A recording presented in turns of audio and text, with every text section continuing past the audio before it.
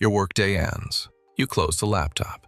You feel exhausted, but you haven't left the house.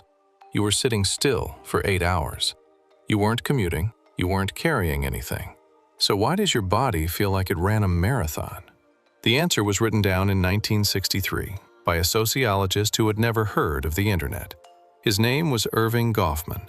In a book called Behavior in Public Places, he described a ritual so small most people never notice it. He called it civil inattention. You see a stranger. You glance for half a second, then look away. That glance says, "I see you. I'm not a threat." It takes less than a second, but it does something critical. It releases both people from the obligation to keep engaging. That release is what makes public life bearable. Without it, every stranger you pass becomes a social demand. Now, open Zoom. Civil inattention is gone. Every face on that grid sits roughly 18 inches from your eyes. That's intimate distance, the zone Hall measured for people you trust completely. And unlike a stranger on the street, you cannot look away. The software reads looking away as not paying attention, so you stare, and everyone stares back. In 2021, Stanford researcher Jeremy Bailenson published the first formal study on this.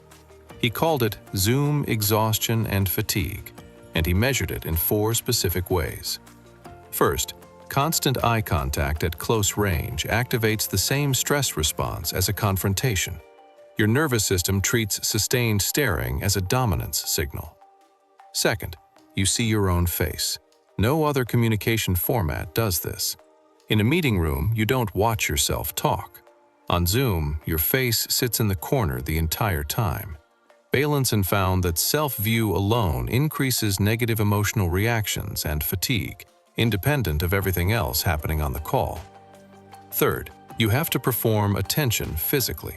In a real room, you can think while looking at the table. On camera, looking down reads as boredom, so you hold a face for hours. Fourth, movement disappears. Goffman noted that humans constantly use small physical shifts to signal they're listening. A nod, a lean, a turn. Video compresses all of that into a head inside a rectangle. What Bailenson described in 2021, Goffman had already mapped in 1963. The mechanics were different. The breakdown was identical.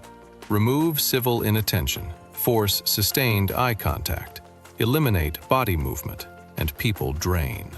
Some companies responded by making cameras optional. Microsoft found in a 2022 study that turning off your camera during calls reduces fatigue significantly, while keeping productivity identical. Others pushed for shorter calls.